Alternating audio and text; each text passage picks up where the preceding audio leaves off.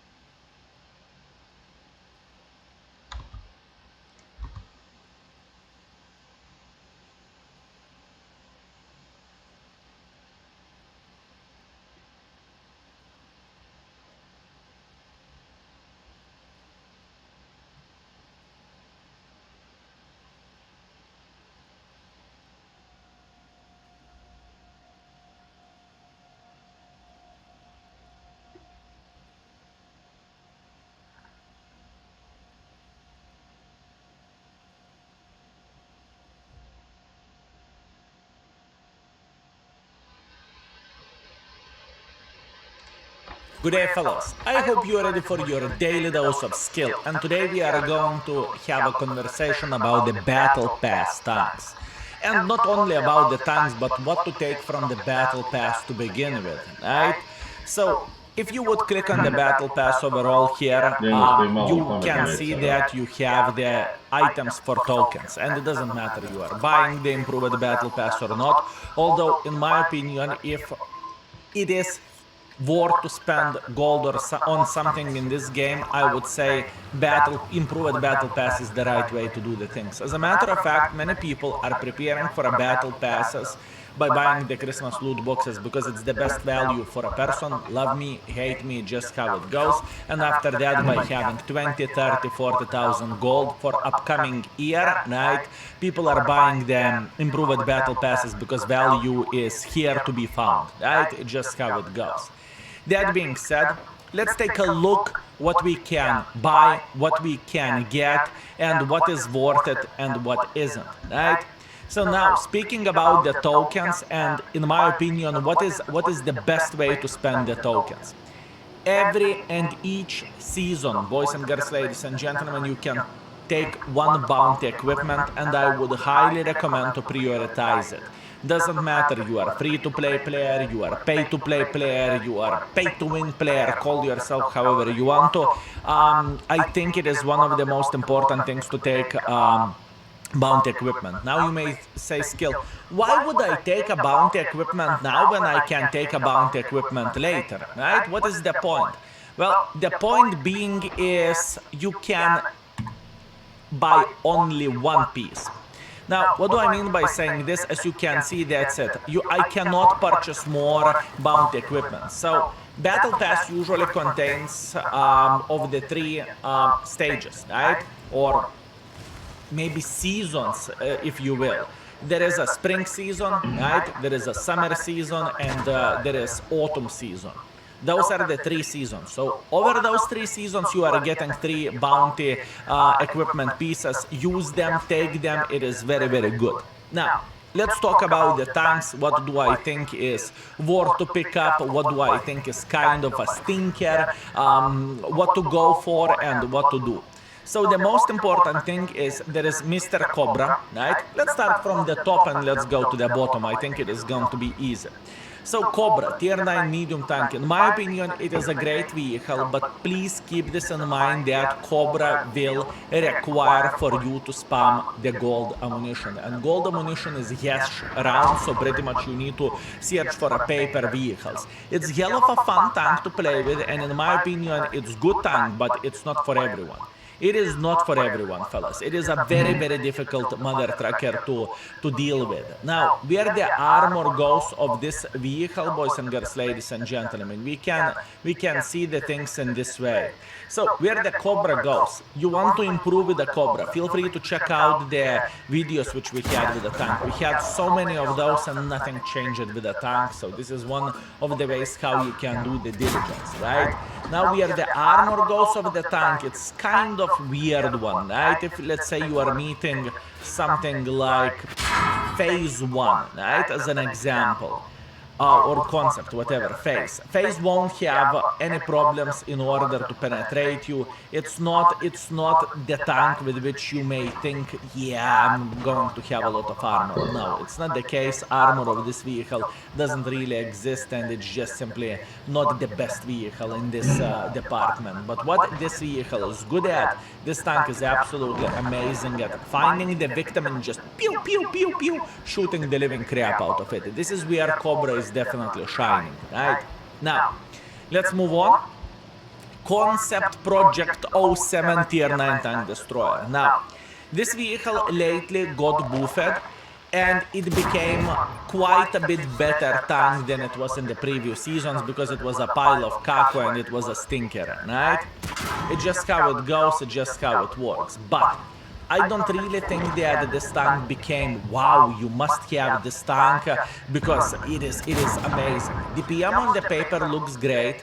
The PM whenever you are going into the siege mode where this tank goes is definitely significantly worse, but at least you have a perfect accuracy. That's great, that's good, everything is fine, everything is good, but it is a triangle nevertheless. And I found myself having better time sniping with something else, for example, Estarva Tier 9 or something.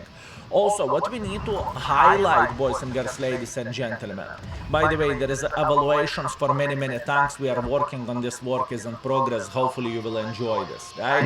Anyways, where the armor goes, this vehicle, now it looks great armor-wise, right? Everything is completely fine, everything is completely Gucci. Oh, wow, what a vehicle.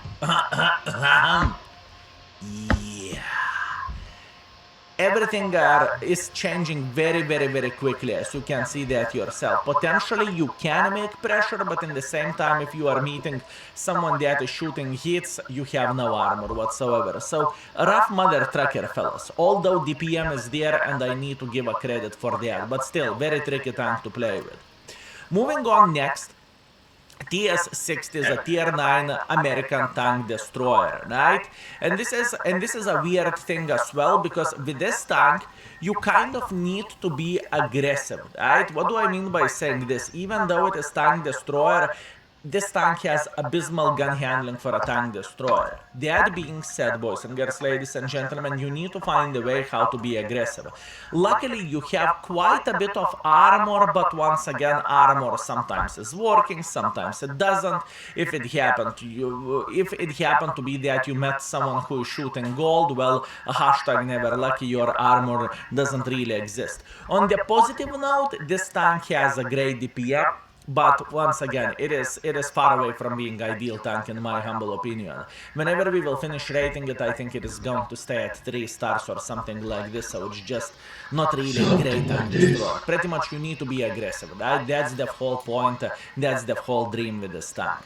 Now, we have a brand new tank, Object 265T, and as an internet beggar or content creator, call me however you want to, I had an opportunity to play with this tank, and I must admit, One session with this tank, first impressions was pretty great, everything is okay, I get the selling point of this tank. And the other session which I played on the stream just to dig deeper about the tank, it was brutal. It was absolutely disgusting, not gonna lie. So at this point it is rated 2 stars, it still may change because I'm not done with it yet, but the tank is far away from being ideal. Now, if you have played with ISM, you know this vehicle pretty well, where the armor goes, where the shape goes, right? It is completely fine. Now, it has a reverse autoloader, so pretty much the whole goal is to get somehow close to the enemy, slap him 3 times, and play with a, like, this tank would be a normal tank. This is the proper play. Where the armor goes of this vehicle, it doesn't feel that bad. Lower plate is 200mm thickness, it's okay, you can kind of side scrap, right? It's not that bad. You can bully the lower tiers, especially whenever you are hiding your lower plate and whatnot, right? And this is the proper angle to side scrap. What is happening whenever you are meeting the tank which is shooting gold? And let's get real, there is a lot of tanks which will simply load the gold and they won't care about you that much. Well, the situation is looking like so. This combined with inaccurate gun, yeah, this is a rough experience. I don't think it is a great tank. I don't really think it is worth it. I think you would feel significantly better by taking something else, right?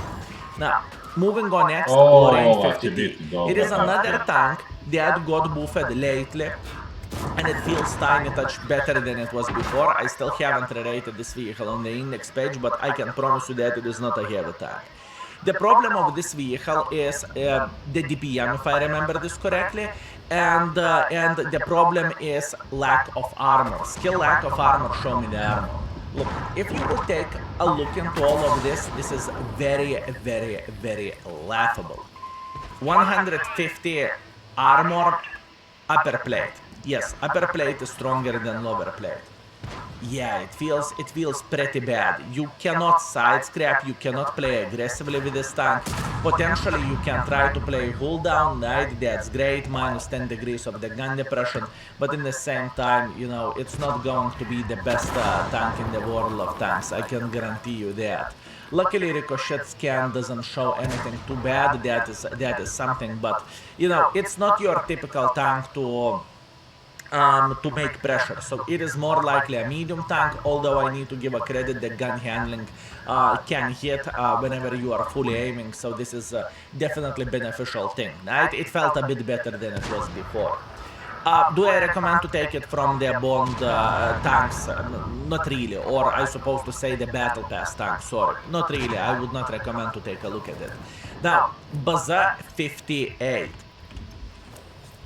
I played with this tank lately, I marked this vehicle, it is a weird one, and I can tell you exactly what is so weird about this tank. The lower plate is making this vehicle unbearable.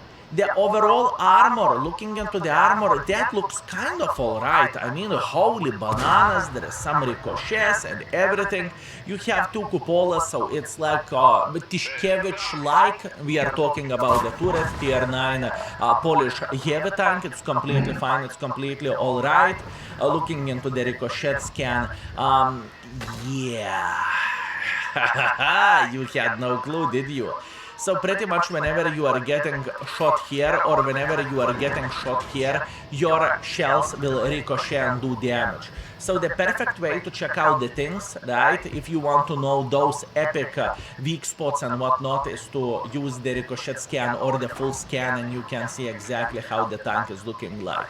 Now, where the gun goes of this vehicle, right, it did not felt bad for this alpha damage. It has 520 alpha damage, and it actually felt kind of okay. I was even gaming with a hardening turbo and rammer. It was kind of alright. But now we will come to the bad bit.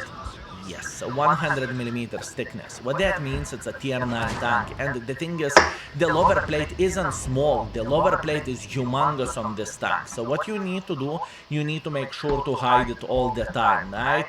And you kind of can side scrap with this tank, although you have a weak shoulder, which is very easy to penetrate. Look, like 100 millimeters thickness will penetrate. As a matter of fact, you can go as low as a bloody tier 5 medium tanks, right?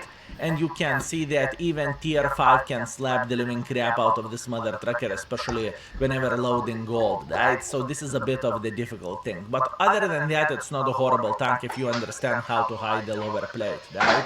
The gun slaps by the humongous margin. At least this is how I look into all of this. Next tank, TT 130. Now this is going to be an interesting one as well, because this tank has armor, but this tank doesn't have gun. Right? This is a Czechoslovakian tier 9 heavy tank with a rocket boosters. Yes, Czechoslovakian heavy tank with a rocket boosters. It's not Chinese, but what can I say? This is the logic of wargaming. We are not questioning it. We are saying, okay, that's what we are saying. So now, looking into this tank, the worst bit of this vehicle is the gun. Gun handling is brutal, and you need to be all the time close in order to make it work. Although I have a game with this tank which I'm going to show you lately. Whenever we hit everything on the move, not on the move, we were slapping everyone. But it is very rare occasion to have the game like this. It's like a pure luck, if you know what I mean. It's just... Anyways, let's focus on the positives. Positives is armor. This vehicle truly looks great armor-wise. It truly does, fellas. Looking into all of this, you can kind of side scrap, you can even peek frontally, you know, apart couple of the weak angles here. Cupola is a bit annoying, but it's not the end of the world. It's completely fine. You can side scrap if you are meeting someone that is shooting heats, as an example. Phase 1, even with heats, he won't be able to penetrate your front that easily, which is great, and it is fine. So this tank, selling point is armor, but gun, I can promise you that you can be the most patient person in the world, you will hate this vehicle where the gun goes. It is truly brutal. So you need to be aggressive just to maintain the distance, right, between you and enemies. Moving on next, Iraq 105 Proto. There is no point even to show the armor of this tank because it's paper. I have played with this vehicle quite a bit. It looks like a hybrid between the light tank and sniper schnitzel, something like this. This vehicle did not impress me by any shape or any form. As a matter of fact, I would say it is one of the worst tier 9 light tanks if we are looking into this as a light tank. Definitely do not recommend any tanks from the level of the light tanks. Fellas, I have a crush on light tanks. My favorite class in the world of tanks is light tanks, and I cannot stand this tank. Truly brutal experience and not so great, fellas. Now, moving on next, Mr. Char Futur. Arguably one of the better tanks to pick from the battle pass, in my opinion. This tank has a pretty great gun. You can be a spotter with this vehicle as well if you are going for a spotting build, that being CBS, optics, low noise. Jebo, ma Bog mater vam jebo, niko ne zna se pomjeriti malo. Tigar jedan došao. Majmun jermenonski, majmunčina jedna debilna. Is because it has some ricochet angles, right? So that is good, that is fine. You will get some random bounces, which definitely feels pretty good and pretty nice, at least in my opinion, right?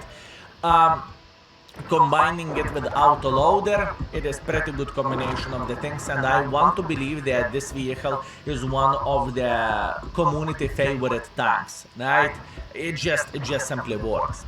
Moving on next, Key 91 Tank Destroyer. Key 91. This is also quite an interesting one, and I actually want to believe that it is pretty solid vehicle as well. Many people may not like it, but for some reason I enjoy it, and most likely we are going to have a YouTube video soon about this tank. The tank itself, where the minuses goes, the hull is paper, right? So pretty much everyone can penetrate you into the hull. Well, maybe lower tiers can't, I'm talking about the tier 7s, but overall, most of the folks will be able to penetrate you.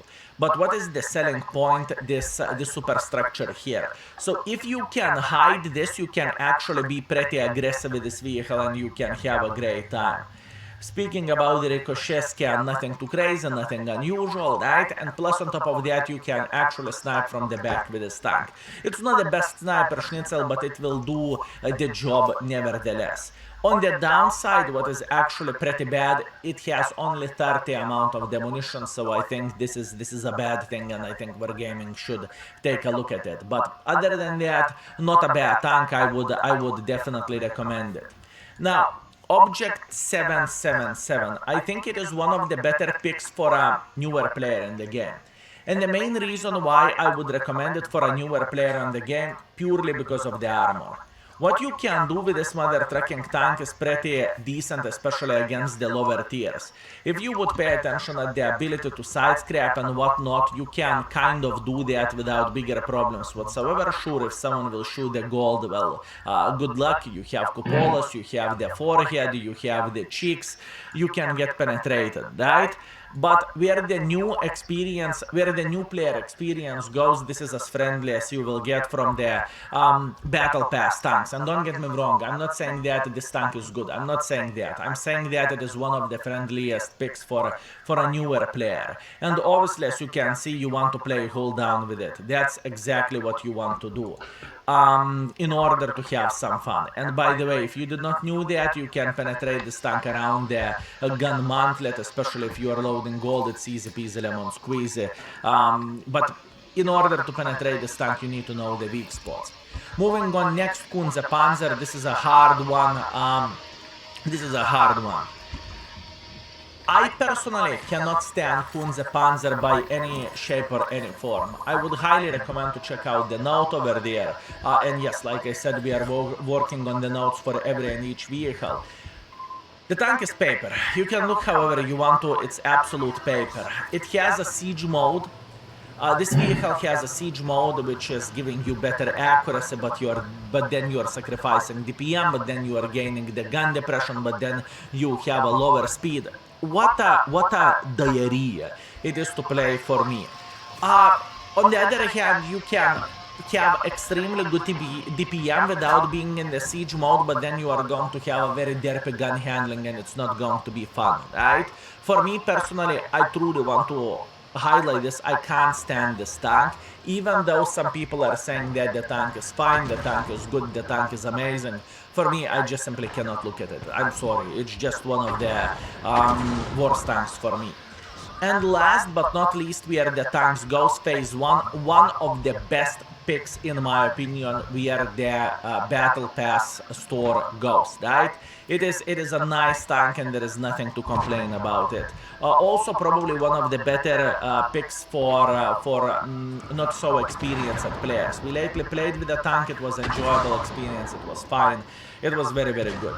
Now, what is the goal with this tank? Obviously playing hold down, you can kind of side scrap, although you need to keep in mind you have a weak shoulder, and if someone will shoot the gold ammunition, you know, then armor doesn't really matter, but overall playing hold down is pretty sweet and pretty nice all and all, right? The gun handling is okay. You have 340 hits, play hold down and you will shred everyone in front of you. Truly pretty good tank even to this day. And after that, whenever you are done picking the tanks and whatnot, right, keep this in mind, you can finish everything with economic reserves or 100 bonds. I usually take the credit boosters just because they are hard to come by, right? That's what we have from the tanks. Let's take a look what we have left apart the tanks, right? Because we have a new system now. Okay, how are you finding Battle Pass Vault? You are going to the same page wherever you are finding the tokens, but you are clicking on the vault, right? And there you have a customization options of the 2D styles, right? So you're just simply purchasing it here. I think it costs the chips. which you are getting for completing stages or continuing the circuit, or however wargaming is calling it, pretty much permanent grind, right? You have the options for 2D styles. If you are into that, you can pick whatever you want. Decals if you want to make your tank more pretty, and if it is your style. In my opinion, 2D styles are okay, 3D styles is okay. I am not really understanding those decals, but that's only me. Now, I would highly recommend to take the crew members. Even though they do not have the skill, right, or the 0 perk skill, you have 3 skills trained, so you can prepare for whatever is coming in the future in the world of tanks. That being said, new line or something else, whatever, you will have the crew member sitting in the garage, or premium tanks, or overall you are grinding the lines for yourself. That is good to have. I would recommend to take the crew members for those seals, and after that, whenever you finish at the crew members, right, just claim whatever you can from the bonds. Also, very important thing to highlight, boys and girls, ladies and gentlemen, you can pick up some lower tier tanks, right? They are not horrible, they are not bad, they are pretty much copy-pasted vehicle. This is Arl, this is Churchill, and this is the Sherman Easy 8, right?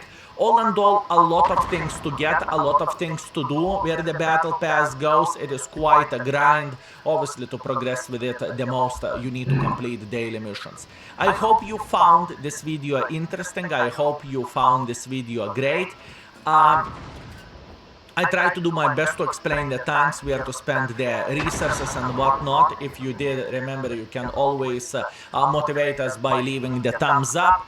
Thank you very much for that, and obviously big fat thanks for patrons who are supporting this disgusting mother trucker and who are supporting the index page as well. It is our pleasure and it is our honor to entertain you and to give everything what we are giving. You are clicking on the button here, subscribe, and we have over 130 members already, which is absolutely glorious and absolutely amazing. Thank you, fellas. I very much appreciate you. That being said, thank you and see you soon. I'm out for today. Peace.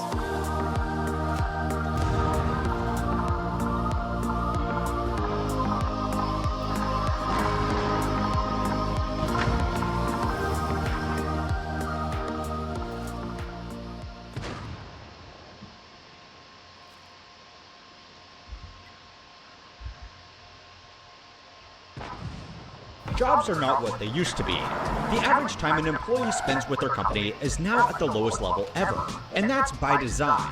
We have gone from full-time to part-time to casual to gig work, lowering the expectation of a long-term profession. It's crazy how many people do like Uber, and they do Uber Eats or Lyft or some sort of thing like this. It's actually crazy how popular it is. Relationship every step of the way. If DoorDash, enough, studies have shown that many workplaces are now intentionally promoting the fear of job losses in an attempt to motivate workers and keep costs down. That's smart. That's a good idea. Yeah, you gotta make them think that they're on the ropes. This is usually a really dumb idea. The death of job security is bad for workers and bad for companies, but nobody cares anymore. So we have immediately seen, Andrew, layoffs.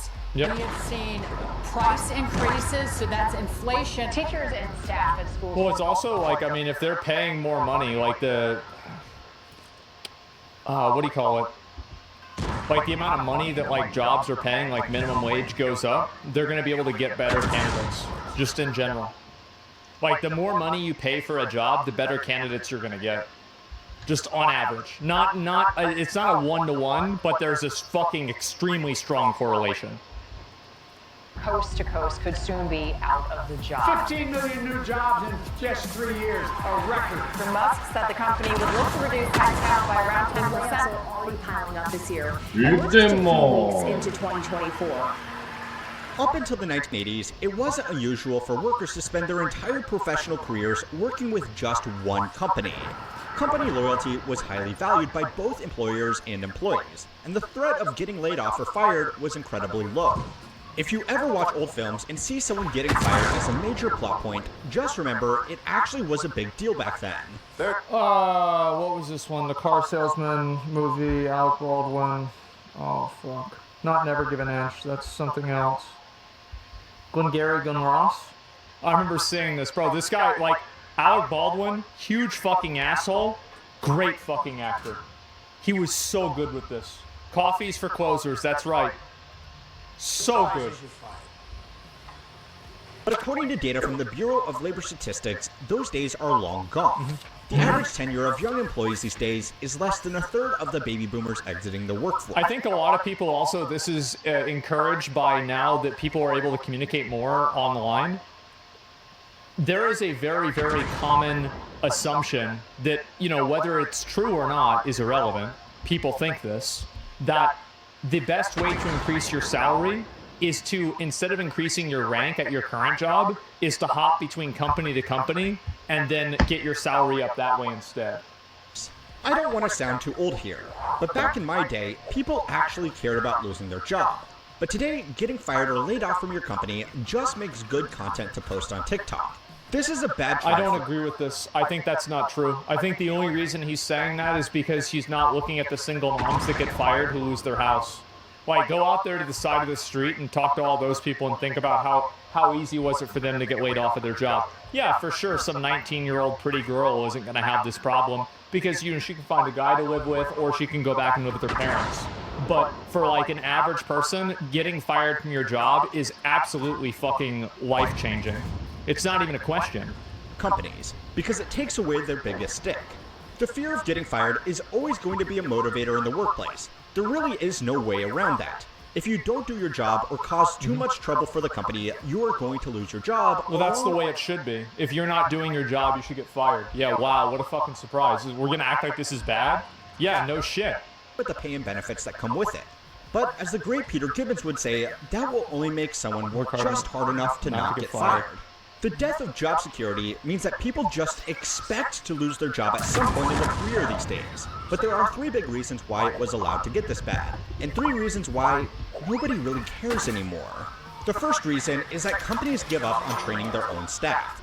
There is an old joke about company staffing that goes something like this. The CEO and head of HR are arguing about the cost to train staff.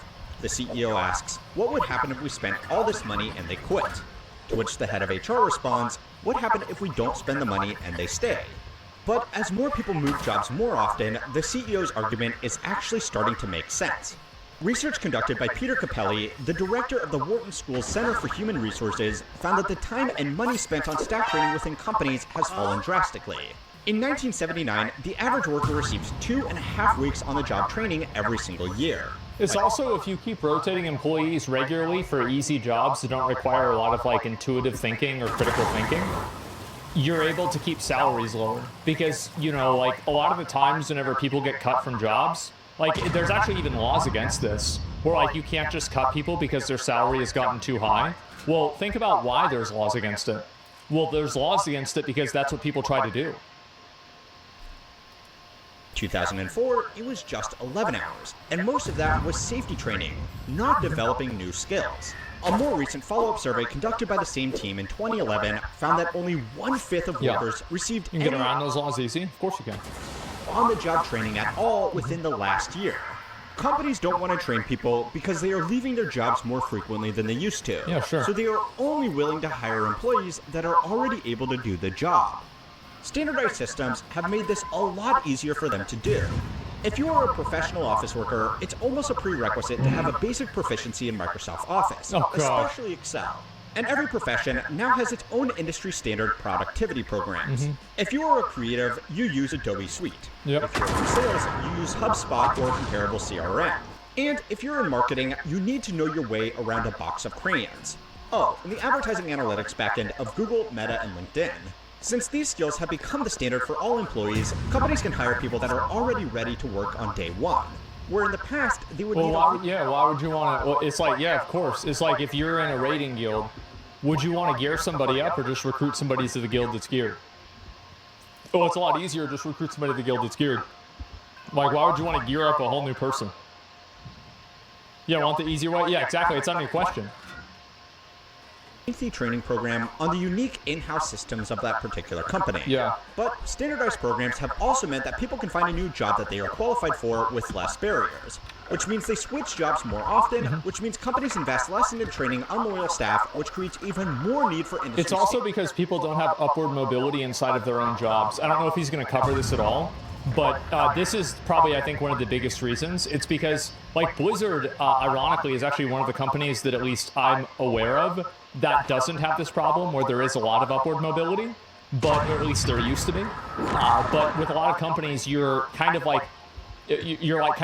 bracketed in, where you can only go like maybe 3 positions above your current one before you'd have to join another company and then do 3 more and then go back to your original company, and then somehow now you're qualified to do the job that they said that they weren't going to hire you for fucking 5 years ago.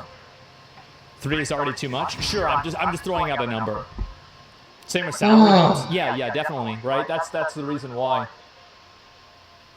Standard systems. The ultimate incarnation of this trend is platform-based gig work. Yep, there it is. The professional relationship for this kind of work lasts as long as... This is the beginning of neo-feudalism, by the way, where you have a lot of people whose job it is to only drive around other people with more money than them. This is the beginning. We're seeing it. It's right in front of us. Nobody wants to acknowledge it. It's happening, and it's going to get worse every year. It's just a taxi.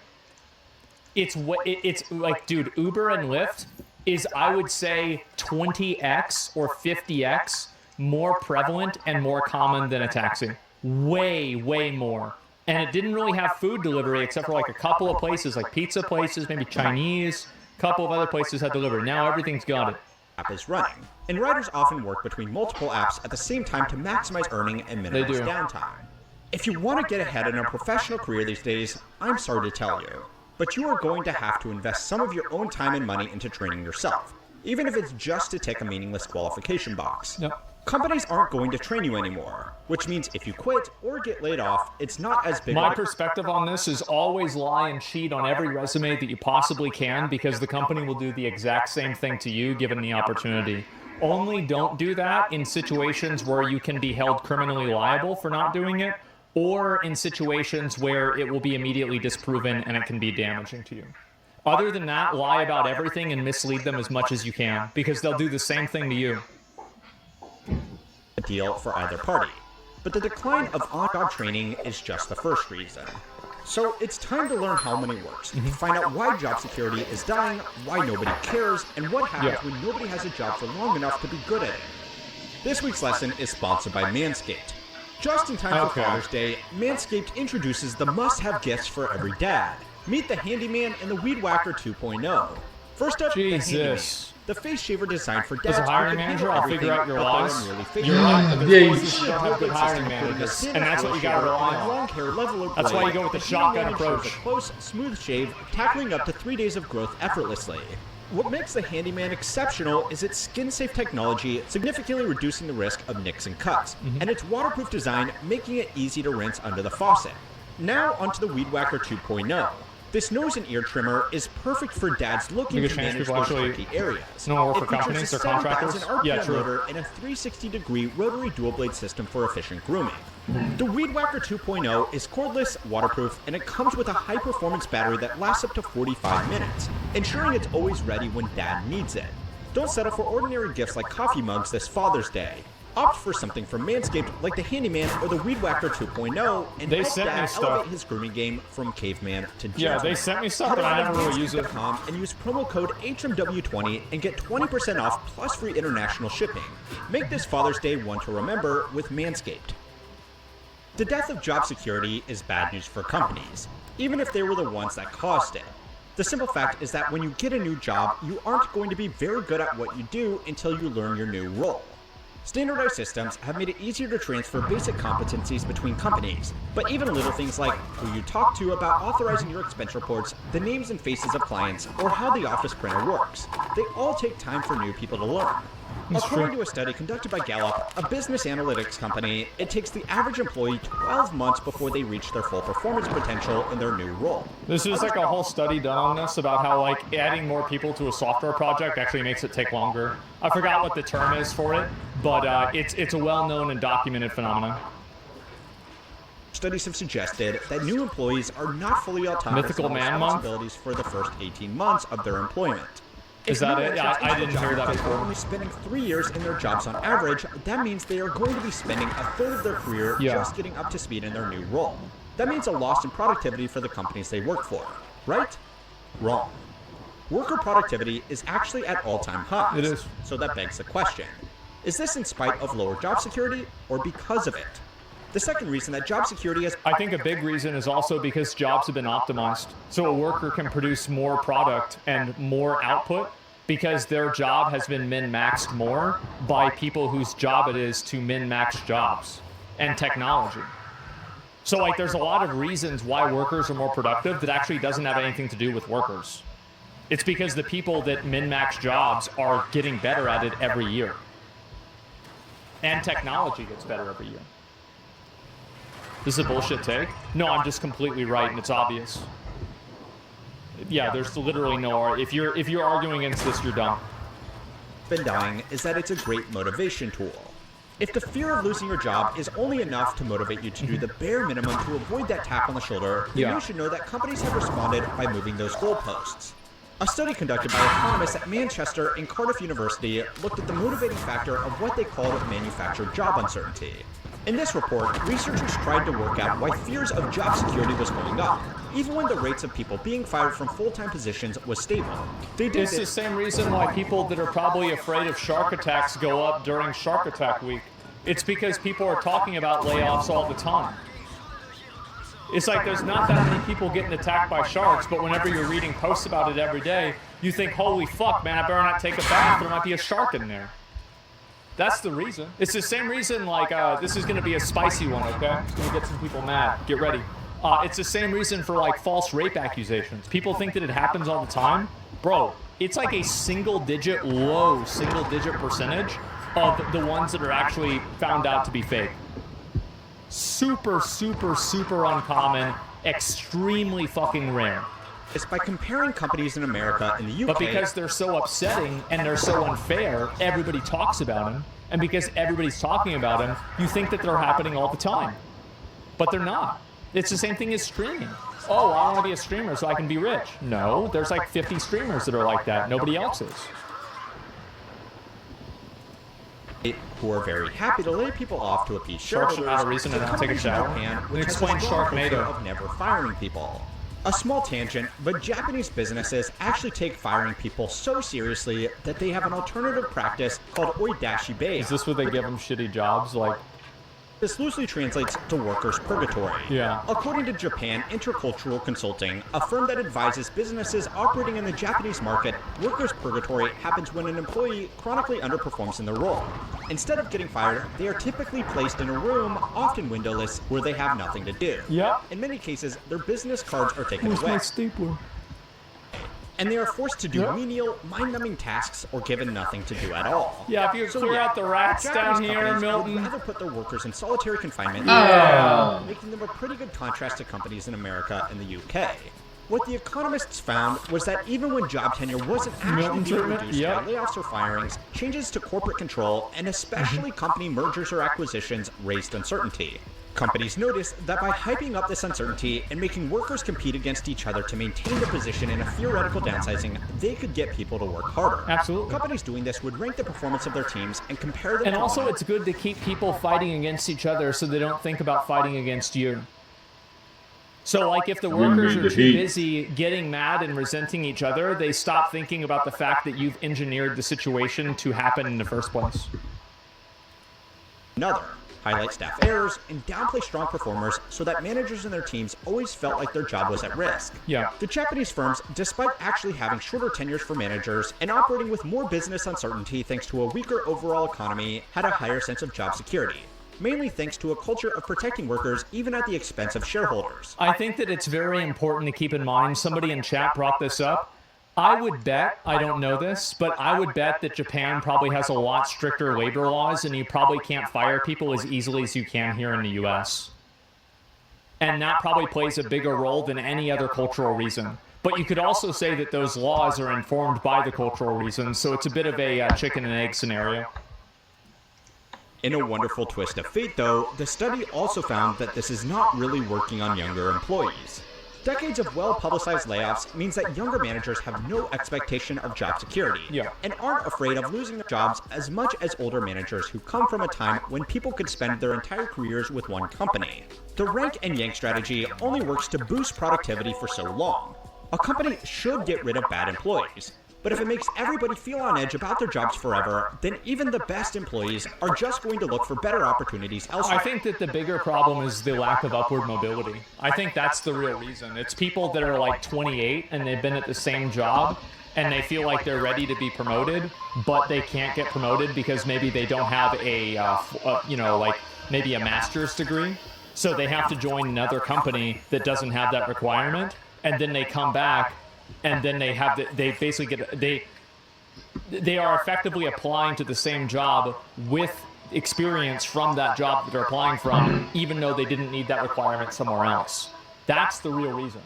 That's the actual, I think that's a much bigger factor with like employees over like 26 or 28, if I had to guess, from like, conversations I've had with friends and stuff like that. Younger workers have also realized that changing jobs more frequently, especially early in their career, is the best way to move up the corporate ladder and secure pay increases. I will say it in every video I can, but if you want to increase your earnings in your career, multiple studies suggest that the best way to do this is to change jobs roughly every 2 years, and always be on the lookout for better opportunities. Companies do not value staff loyalty anymore, because they can't. And that's the third reason why job security... It's not because they can't, it's because they don't have to. The companies only valued that in the past because it was the most effective way for them to make money. The companies never actually cared about you. It's just that caring about you was a secondary outcome to them seeking the highest profits possible. Now that that's no longer possible, or it's no longer necessary, then they don't care about you anymore. They only cared about you as a byproduct of a greater goal. It costs businesses a lot of money to hire new employees, and then more money to pay them while they're getting good at their job. If they are hiring externally for a more senior position, they will also need to pay that new hire more than an internal promotion. So if it makes no sense, then why do companies keep doing this? Well, it's easier. An internal promotion means someone else needs to be promoted to fill that person's position, and someone else needs to be promoted to fill theirs. Now, instead of your company having one employee in a new job, it has 5. That's a good point. Hiring managers could do this, or they could just hire an external candidate that already knows the systems and then get back to scrolling Reddit in their office. Right. Workers also don't believe in job stability either. Things like employee pension plans and career development are all the responsibility of the worker now. And if they are accepting that responsibility, they also want the freedom that comes with it. Some companies like consulting, legal, and accounting firms have built their entire workforce around limited-time employees. Overworked, underpaid graduates will stick it out in entry-level roles because they know it looks good on the resume when they apply for a real job in 2 years. Which is true, though. The fact is that, like, being and having one of those jobs is absolutely true, that it helps you a lot. It is, and that's the problem. Is that, like, it shouldn't be true, but it is. That's why people take unpaid internships. Absolutely. Companies can attract high-performing workers by bragging about how secure they are. Even companies that were considered American institutions have fallen apart too many times for people to think that their job is secure. And job security isn't a selling point worth taking a job for. I don't think that people are viewing job security as an outcome of the companies falling apart or going bankrupt. Like, unless you're Enron, the Lehman Brothers, or, you know, a handful of other places, like a game studio, for example, it's probably not going to happen in this way. That's not the real reason. People have learned not to care. So, congratulations, corporate America. You kind of played yourself. There's so much more I want to say on this topic, but it wouldn't make for a good YouTube video. For things like that, make sure you're subscribed to my totally free email newsletter Compounded Daily if you want to get articles that can't be made into videos. The bonus fourth reason that job security is dead is this man right here. Go and watch my new video to find out how an unremarkable chemical engineer worked his way up to personally reshape corporate America into what it is today, all while destroying his company in the process. What a good guy. Keep on learning how money works. What a nice dude. How about that? Well, I figured I'd watch this since I haven't talked about this stuff in a while. But I think it's actually a pretty big problem. I think it's happening, obviously, like with gaming. It's a huge thing. What's this here? Whenever I ask for a raise, my boss makes veiled threats saying if you can't keep up with your workload, we'll bring on other people. Well, what you should do, again, like, my perspective is that this is the way I am in a guild or anything like that. I'm always only in it for myself, and the only times that I help other people or go beyond the scope of what I need to do are in cases where it will be eventually advantageous to myself. I am always advocating for myself directly and myself primarily. If I help other people in the process, then that's usually a good thing, and I will try to do that. But I always put myself first, I put my interests first, and I do what's best for me in all circumstances, even if it's at the detriment of the organization. If it's at the detriment of the company, that's too bad. Oh, that's too bad. Because, again, I don't care about them. I care about me. That's it. That's what matters. And so it's your company? Well, yeah, this is different, right? I mean, now I have to give a shit, right? Much more stressful. Like, it was much less stressful whenever I didn't have to give a shit. You know, but now that I'm in a leadership position, now I do have to give a shit. Now I do have to worry about all these little things, and it's like, oh God, there's a lot going on, right? But like back whenever it was just me looking out for me, it was way easier. It absolutely was. So yeah. Shit happens.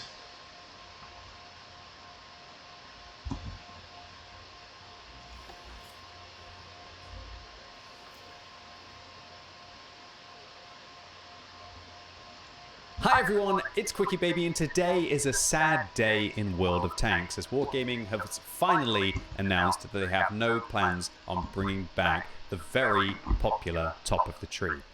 This has not been available for the first couple of months this year, and honestly I guess there's finally some relief in the fact that Wargaming have told us that it's never coming back. Now, about a year and a half ago I made a video about Wargaming killing Top of the Tree in World of Tanks, which happened in October 2023, where they pretty much stripped all of the 5 times experience progress for the second win of the day, which in that video I talk about was incredibly helpful considering how outrageously long when Wargaming added field mods into the game that it took you to be able to progress.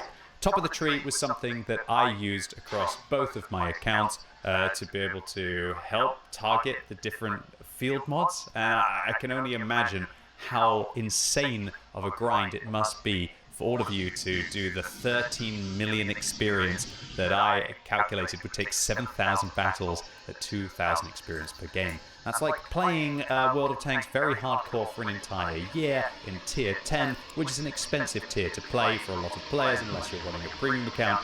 At least as the years go by, having a premium account seems to be more of a normal thing now through Wargaming's events, but it still doesn't change how painful it is that one of Wargaming's best events has finally been called.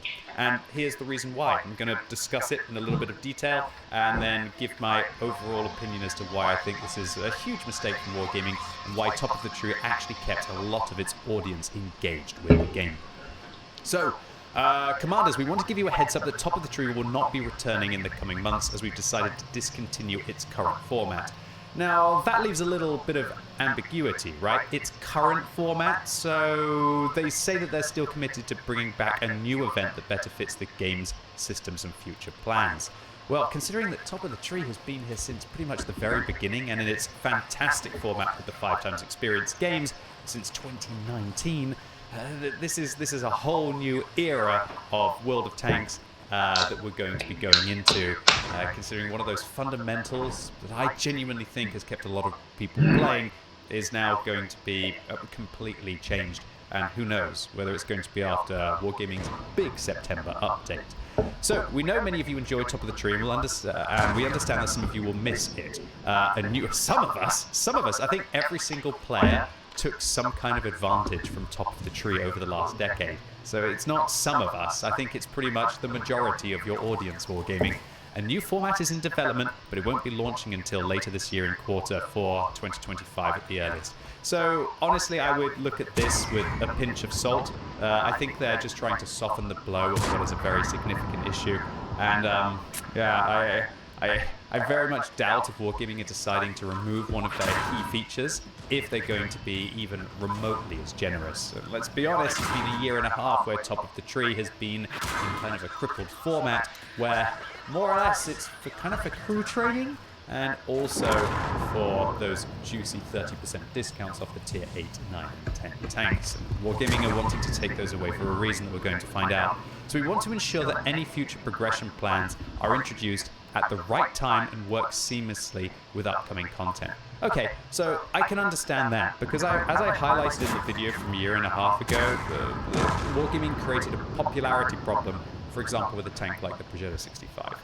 The issue was that when they introduced a vehicle as a feature of the Battle Pass to be able to grind through the Battle Pass quickly, and so that you could all be able to get through what is one of the fundamentals of the game, the Battle Pass, as quickly as possible, when they combined this with the top of the tree discount, it created incredibly popular waves of popularity within their tanks, which caused, I guess, matchmaking issues, and eventually resulted in Wargaming nerfing the Progetto.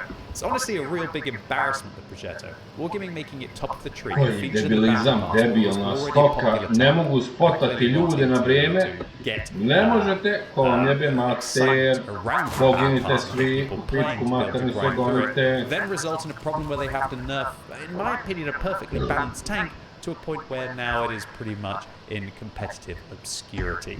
So Wargaming undoubtedly created problems with Top of the Tree and Battle Pass, and that might be one of the reasons why they want to try and change the way that future progression plans are going to be unveiled. And so they want to work seamlessly with upcoming content. I guess it just shows that Top of the Tree was too generous and why we can't have nice things inside World of Tanks, right?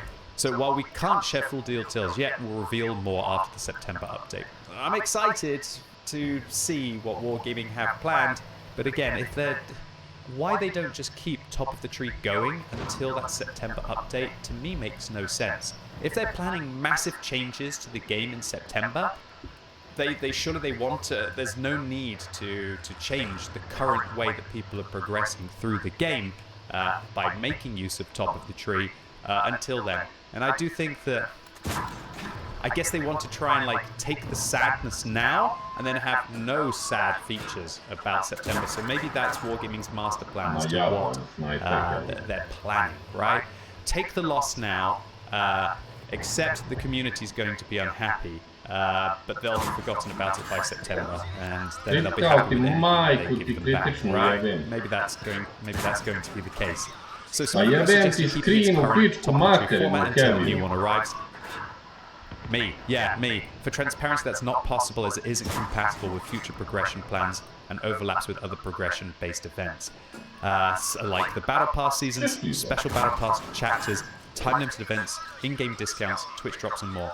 So this one's an interesting one for me, because why is it no longer compatible if none of those things are new, right? The Battle Pass seasons, nothing new, we've had them for years. Special Battle Pass chapters, we've had those for years. Time-limited events, we've had those since the game has begun. In-game discounts, literally since the game has begun. Twitch drops, we've had those for, God forbid, like 6-7 years and more that isn't compatible. So honestly, I feel like this part is completely tone deaf. It sounds like just drivel that's coming out to try and extinguish some of the fires, the way that people are going to feel about Top of the Tree. And I genuinely think that Wargaming should have just not ever addressed this, because there's no justification. There isn't a compatibility issue. The only thing that it will do is possibly affect their future progression plans. And this clearly is that Wargaming want the game to be a grind. And it's interesting that they're taking Top of the Tree before they show us what their big September update is.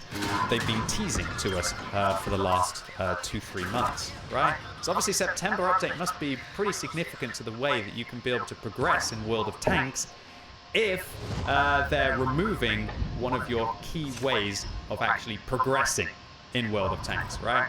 But I think, Wargaming, if there's some critical feedback I have, it's that this section is completely tone deaf. Don't tell us it's not compatible with progression-based events Da, where samo it's been završi working in jebote, perfect bog harmony with them debilni, so far. znači, So much so that debilna you govedina, ne actually znam, ako linked ideš na up the sredinu, Battle jebote, Pass bog, seasons to the pokušaj top of nešto the tree. spotati. Somebody from Wargaming said, hey, Dođeš sa lovcem i misliš, eto neko će spotati za mene, a ja idem u prve redove. Pa jebem ti mater, znači da ti jebem mater u prvom redu, znači neće niko za tebe spotati, majmunčino jedna. What to actually make top of the tree. It doesn't make sense at all. This sentence, I think, throws more fire on the matter than it does extinguish, and I think it's frankly just poor, absolutely poor. And there is no justification and no reason why they couldn't have kept limping along the crippled version of top of the tree until the September update. And again, just to reiterate, I think the real reason is that they don't want there to be any sadness on the September update of them taking things away from us. So they're taking things away from us now so that they can only make us happy in September. I think that's what Wargaming's big plan is. But it just means that they're going to take a big hit over the next few months. They might have players who don't bother playing. They might have players who don't bother coming back in. They might have players who just aren't going to progress to get those extra tier 10s. I, for one, was strategically waiting on my free-to-play account because getting 6 million credits is so much. It really is. It's 6 hours of grinding premium tanks if you're a good player with credit boosters to be able to just earn the privilege of getting one of those tier 10s. Was it really too much that we were getting them for 4 million credits? One interesting thing that Wargaming could have done to still just soften this blow is say, well, the progression isn't working with our other areas, but what we're going to do is do discounts on tiers 8, 9s and 10s. Maybe they could have said that they could have discounted 3 different 8, 9s and 10s every month until September. That's just like the community. What would that have really cost them? It would have cost them a few credits? A few more credits into the economy? What does a few more credits into the economy for each player really mean? I don't think it means anything. I think there were so many ways that Wargaming could have still said, okay, look, top of the tree doesn't work because it's not compatible, but to make up, we're going to be doing some discounts on tier 10s to allow you to still soften the blow. Why they didn't do that, I don't know. Well, Wargaming is suggesting that they're still committed to offering valuable rewards and events throughout the year with regular tech tree and premium vehicle discounts. These aren't regular, let's be honest. Now, it is the World of Tanks anniversary in a couple of weeks, and during their anniversary, they usually always discount vehicles, but it's by like about 15%, 20% if they're feeling very generous. And that's a bit of it's definitely a downgrade on top of the tree, but that's not really regular. In my opinion, them discounting tech tree vehicles maybe once every 3 months, once every 6 months, I think is more realistic. That's not generous. It's not regular, that's for sure. Now, if Wargaming said that they gave us actual information to tell us, okay, look, we know top of the tree sucks, that you're losing it. Look, it's not compatible. But what we're going to do is say we're going to have more discounts between now and the September update. That would have been a success story on what is just a cloud of crap in the sky, frankly, that's just raining down some horrible excrement on everyone's progression inside World of Tanks. Wargaming also said there are going to be special deals on consumables, equipment, XP conversion, and more. I don't see how really... obviously, that's what we already have. We already have that, Wargaming. That doesn't really change anything. XP conversion discounts have been around for over a decade and a half inside the game. Consumables and equipment discount, literally around for over a decade. This is just like saying, hey, we're taking one of the core things that keeps you playing away, but hey, we've got these other things that are generous. It doesn't make sense at all to even state this. Event-based missions and limited time discounts. Event-based missions and limited time discounts. The limited time discounts, I guess that's the regular tech tree, because that's all that really matters with the scope of top of the tree. Again, I feel like they're just saying how good they are to try and detract from, frankly, what an ill-conceived idea it is to remove top of the tree in such an aggressive form at this time of year. And trade-in events to help you refresh your garage. Yeah. Trade-in events. Ajde majmune, jedan idi nabij ga više u pičku, matelo, šta čekaš? very aggressively monetized, and I wouldn't be disappointed if the trading event didn't come back. That's just my opinion, but maybe a lot of people have tens of thousands of gold lying around and they just want to swap out one tech tree that might become good in the future. And let me clarify, tank destroyers are being buffed in a couple of weeks in World of Tanks. The T110E4 is being buffed. Some of the Yag Tiger lines, not the Yag Panzer itself, is being buffed. And the 268 is being buffed as well. So those trading events, like, we take one of your tech trees that you've grinded and generously give you another one for probably about like 10 to 15,000 gold, I think the price was. And then we're going to maybe buff those tech trees later on, so you're going to want to buy them back anyway. But hey, there's no top of the tree discounts anymore, so good luck trying to get a fair price on them. Yeah, it's brutal. Wargaming finished by saying, we know top of the tree was a fan favorite. If you know that it was a fan favorite, then why have you taken it away in such an aggressive form with no softening blow? Give us a softening blow, Wargaming. Say that you're going to discount vehicles. Why don't you say you're going to discount tier 8, 9, and 10? All tier 8, 9, and 10 vehicles by 50%. Something like that. This World of Tanks anniversary, which is going to be in a couple of weeks. But again, like, all that's going to do, if they have these big one discounts, is you'll feel so pressured and so pushed to try and get as many credits as possible in that short time to make use of that discount. One of the beautiful things about Top of the Tree was having, like, something to look forward to. What's going to be Top of the Tree this month? Ooh, is that line good? Is that line bad? I think it got the community talking about different lines. And it gave players something to look forward to, something to do inside the game. Because unless you're part of a clan, unless you just are a collector, quite often this can feel like a game with a lack of direction and a lack of purpose. I think that Wargaming is really underestimating how important Top of the Tree was to give its players that. But I'd be interested to know what you all have to say in the comments down below. Was Top of the Tree something that you were interested in, or was Top of the Tree something that you haven't used really in years and years and years? Anyway, ladies and gents, that's it. Sorry to be the bearer of bad news. I hope you enjoyed this video and enjoyed my breakdown of it. If you did, give it a thumbs up. If you hated it, give it a thumbs down. And if you're watching this video as it goes live on Wednesday, I'm going live all day on twitch.tv/QuickBaby with brand new drops, tokens. I feel bad. Are the Twitch drops what has justified the end of Top of the Tree? Don't try and do that. Don't try and do that, Wargaming. And also, today's an exciting day because I managed to get the Object 907 on my free-to-play account. So I'm going to be playing an infamous vehicle for the very first time. So if you wanted to ever see Uncle Scrubby Baby play the Object 907, come along right now. And anyway, hopefully I'll see you all soon.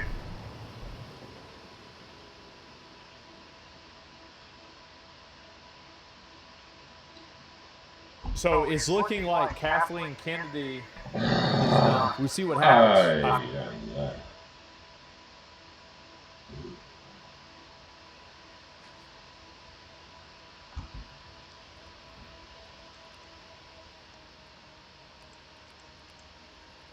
Kako? 1900, onda 1600, bog te jebo, još više napravio.